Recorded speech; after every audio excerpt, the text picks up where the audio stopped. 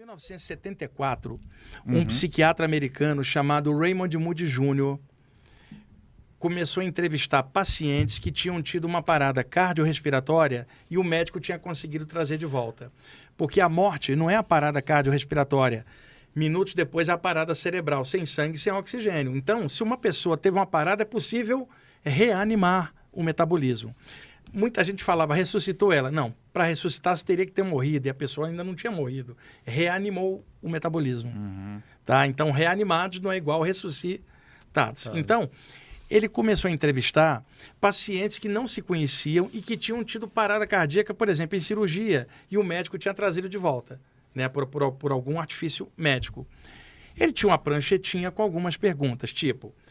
Na hora que você, entre aspas, teu coração parou, o que você sentiu? Sentiu dor? Medo? Quando você voltou a si, que o médico falou que você teve uma parada, qual foi tua reação? Procurando ver detalhes biológicos, né, do corpo, de sensações, e psicológicos, da repercussão. Pô, alguém bateu na trave, quicou na linha do gol e voltou para o campo da vida. Que impacto que isso dá? Ele teve uma surpresa, porque no questionário dele... tinham várias perguntas, ele ia perguntando. Só que no meio, um dos pacientes falava assim, doutor, eu preciso contar algo. Na hora que o meu coração parou, eu me senti saindo do meu corpo. Flutuei e olhei o médico desesperado com a equipe tentando me trazer de volta. O outro chegava e falava, doutor, abriu uma luz e eu me vi dentro dela. Essa luz é um portal entre planos, um Stargate astral, aonde abre-se essa passagem, a pessoa entra e já sai em outro plano. Isso elimina a distância. É o que a física chamaria de wormhole, um buraco de minhoca, só que no astral, né? Eliminando as distâncias. E aí a pessoa entrava nessa luz, que não era um túnel de luz, e sim uma passagem.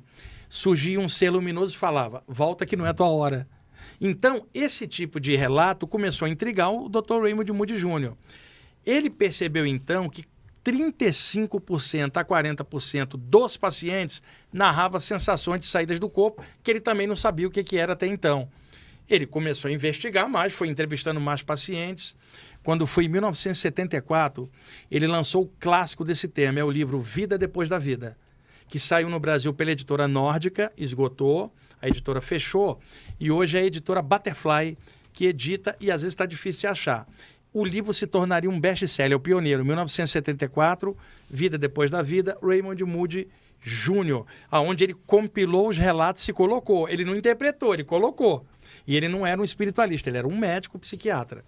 Um ano depois dele, surgiu um outro livro chamado Voltar do Amanhã, do Dr. George Gordon Rich, também médico. Ele, na época da Segunda Guerra, 1943, os Estados Unidos já entrando na guerra, e ele fazendo treinamento como médico, ele teve uma pneumonia e teve uma parada cardiorrespiratória. Ficou 9 minutos com o coração parado, cara. Ainda conseguiram puxar ele de volta sem sequela. Ele, então, conta no livro Voltar do Amanhã, os 9 minutos, ele flutuando sobre o deserto de Nevada e da Califórnia. Um ser de luz aparece para ele. Esse é o livro que eu dou de presente para alguém que perdeu alguém, porque o livro é lindo, chama-se Voltar do Amanhã, George Gordon Rich. Esses dois são os pioneiros. Tinha uma médica que era europeia, se eu não me engano, suíça ou do leste europeu, que foi para os Estados Unidos, doutora Elizabeth Kubler-Ross. Ela foi a primeira a fazer uma pesquisa sobre as reações psicológicas de um paciente terminal. O paciente recebe a notícia que não vai sair dessa. Ele tem fases de raiva, de paz. Vocês já devem ter ouvido isso. Ela foi a pioneira. Lançou um livro chamado A Morte ou Morrer, onde ela tratava das reações psicológicas de um paciente terminal. Ela também se interessou por essas experiências na borda da morte. E aí surge o nome, desde o livro do Moody, EQM, abreviatura de experiência de quase morte, porque estava quase morto, só faltava o cérebro morrer. Também chamado EPM, experiência próxima da morte. Aí ficou essa sigla, EQM, para esse tipo de coisa. Foi avançando o tempo, outros médicos começaram a estudar as EQMs. Um deles se destacou, o Dr. Michael Sabon, americano, que na década de 80 e 90 lançou vários livros sobre o tema. Depois foram surgindo outros livros, tá? Detalhe, hoje tem sites na internet específicos de EQMs. Tem um que eu recomendo que se chama Afinal, o que somos nós? Você deve ter assistido. É só relato de EQM. Outro detalhe, tinha um mito de que todo mundo que tinha uma coisa dessa entrava num plano de luz e voltava melhor. Não. uma parte das pessoas teve experiência horrorosa, se viu num ambiente trevoso. Notadamente quem tentou suicidar, e o médico conseguiu trazer. A experiência não foi legal, porque se deparou com um ambiente muito ruim. Se ela tivesse desencarnado, tinha se ralado toda. Então, hoje, muita gente fala de EQM na internet, médicos, físicos, pesquisadores. É um tema que sai da característica espiritualista e que está dando um viés mais técnico. São médicos falando, não são estudantes espirituais. Então, são saídas do corpo com uma diferença, com o coração parado. Diferente da saída do corpo normal, onde o metabolismo relaxado está funcionando. É uma experiência no limite, sabe aquela coisa? Emergencial. E por que rola a saída? O metabolismo parou.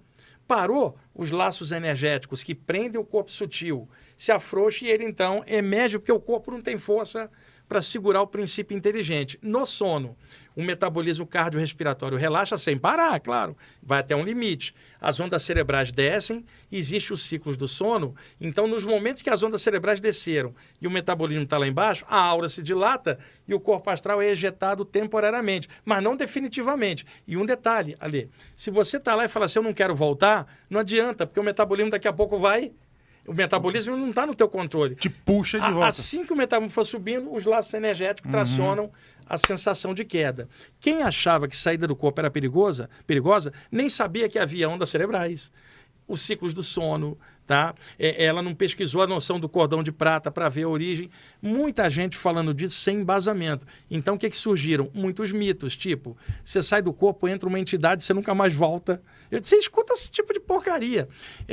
Pode vir uma entidade romper seu cordão de prata, que não é uma corda, porra. Sabe, muita gente já morreu fazendo isso. E a brincadeira que eu faço, Guru, se saída do corpo matasse, não existiria ali literatura de saída do corpo. Os autores teriam morrido na saída e não teriam voltado para escrever nada, caramba.